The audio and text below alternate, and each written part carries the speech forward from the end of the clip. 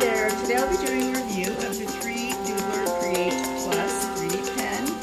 It comes with 3 packages of filament, all different, kind of pretty. There's 2 types.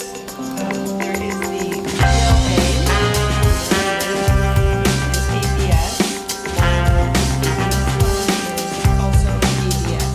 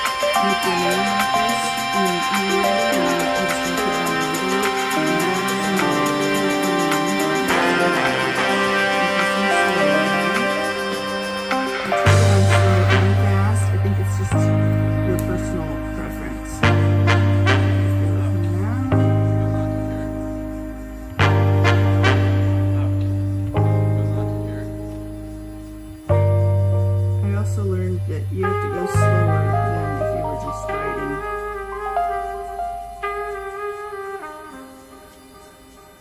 This definitely takes practice. I've probably made 10 of these. The other thing that is kind of nice is that it's forgiving. Like you can go back with some of the plastic and fix.